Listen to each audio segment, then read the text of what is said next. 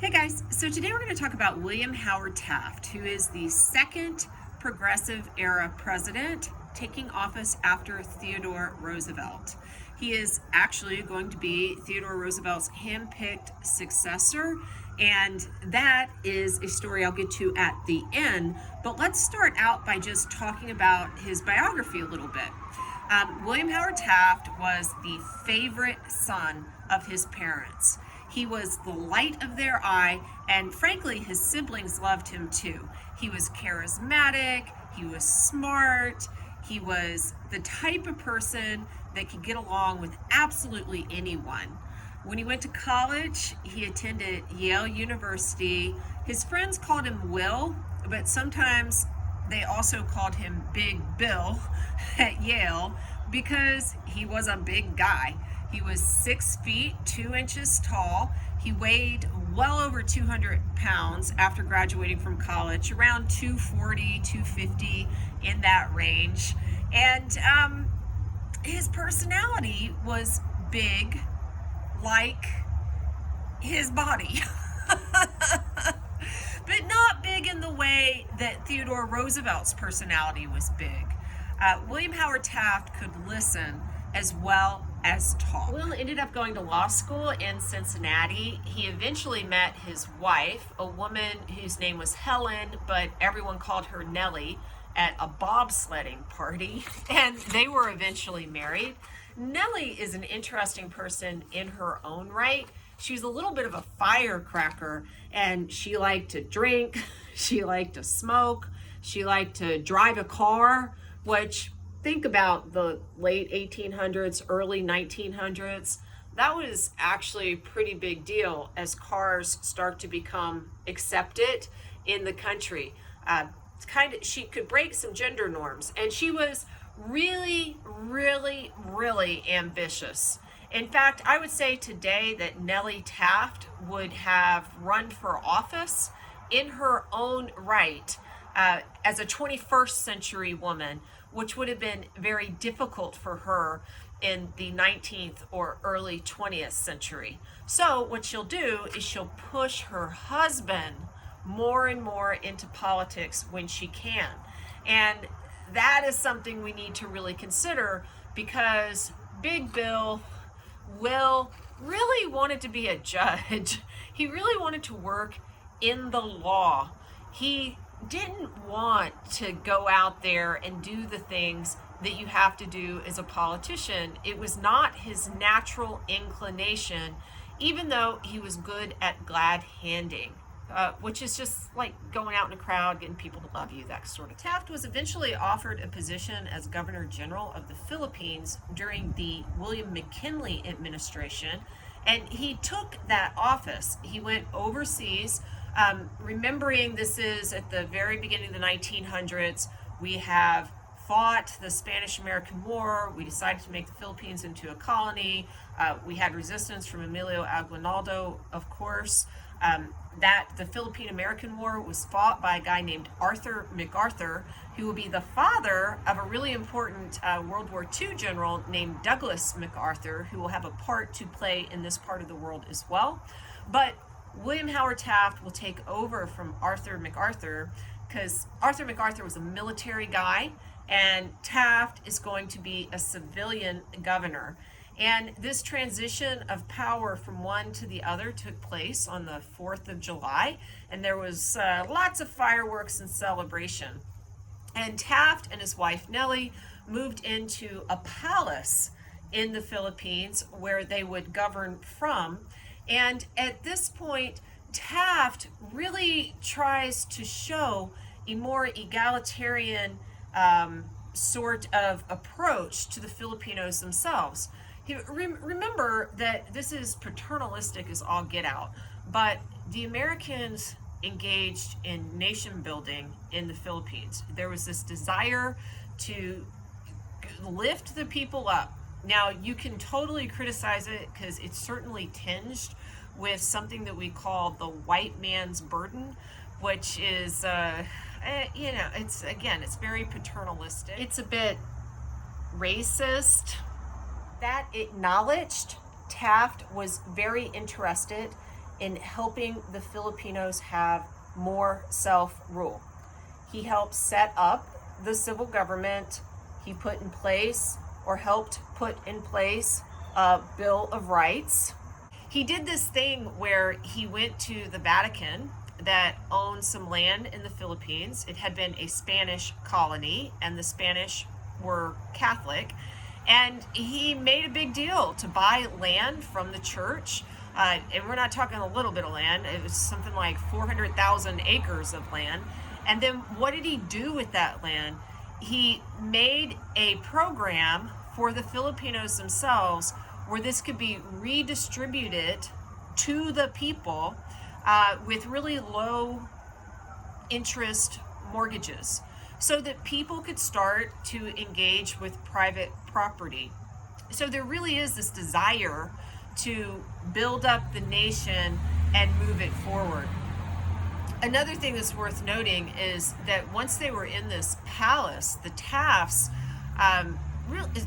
led by Nellie, start throwing these parties for everyone on the islands. And this is really cool because at first only Americans come, like American military figures, that kind of thing. And she's like, no. That's, I mean, yes, great. I love hanging out. I'm a party girl a little bit. I mean, she loved a nice little social. But she went out and she would go invite the Filipinos who didn't think that they were supposed to show up. They felt more ruled over, and she's like, no, hey man, I mean seriously, come to the party.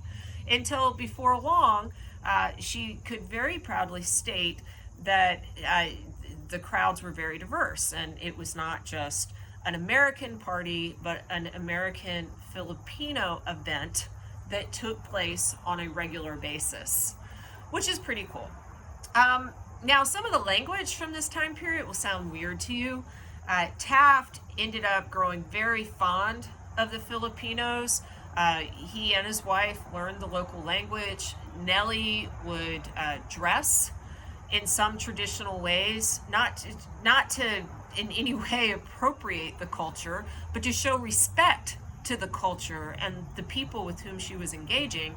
And Taft would call the Filipinos, who also, by the way, grew very fond of him, his little brown brothers. Now, this is not language we would use today, but this is an entirely different period. And to kind of show you his devotion to them and to doing a good job, at some point while he's serving as the governor of the Philippines, William McKinley is assassinated and Theodore Roosevelt becomes president. And TR and Taft are like this. And TR knew that Taft wanted to be a judge, and he offered him a seat on the Supreme Court, not once, but twice, while Taft was in the Philippines. But he had just put in this program to get land to all these guys, and he wanted to make sure that this government was set up soundly, and he felt that he had an obligation to the people in the Philippines. So he actually pushed off his dream job. And that right there is some civic virtue. In 1904, Taft ended up leaving his position as Governor General and becoming the Secretary of War for Theodore Roosevelt after the previous Secretary of War, a guy named Elihu Root, was done. And he still engages in the Asian sphere. For example, Russia and Japan go to war. They have a little throwdown, and everyone is absolutely shocked when Tsar Nicholas II loses. It's like, what happened there?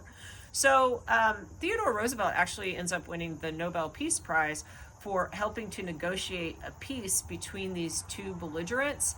But Taft himself does a little diplomacy, because he goes and he negotiates something called the Taft-Katsura Agreement.